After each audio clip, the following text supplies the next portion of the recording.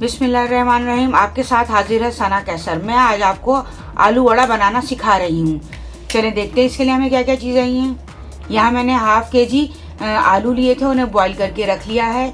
1 cup मैंने बेसन लिया है, 1 चाय का चमचा नमक, 1 चाय का चमचा कुटी हुई मिर्चें, 1 चाय का चमचा ज़ीरा पाउडर, 1 चाय का चमचा गरम मसाला पाउडर और आधा चाय का चमचा चाट मसाला, 1 चाय का चमचा कुटा हुआ भुना धनिया,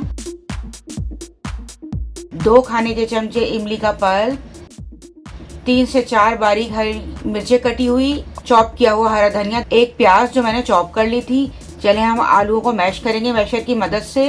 अब हम इसमें सारे मसाले ऐड करेंगे। नमक, कुटी हुई मिर्चें, ज़ीरा पाउडर, गरम मसाला पाउडर,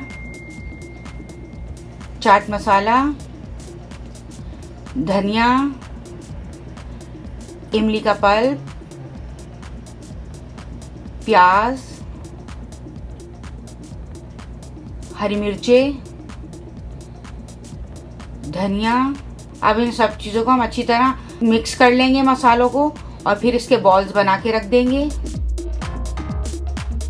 देते हैं बेसन में हम 1 चाय का चमचा नमक और 1 चाय का चमचा पिसी हुई मिर्चें डाल के पानी के साथ अच्छी तरह इसको फेंट लेंगे।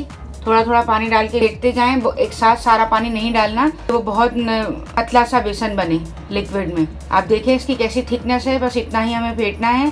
सारी बॉल्स इस तरह बेसन में डिप कर करके डालते जाएं। और मैं पहले ही ऑयल को प्रीहीट कर चुकी थी। मीडियम फ्लेम पे हमें इसको फ्राई करना है। 2 से 3 मिनट तक एक साइड तक इसको फ्राई करें, इसे हिलाना नहीं है।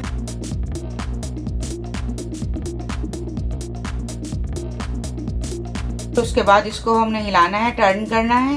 ये देखिए कितना अच्छा कलर आया है।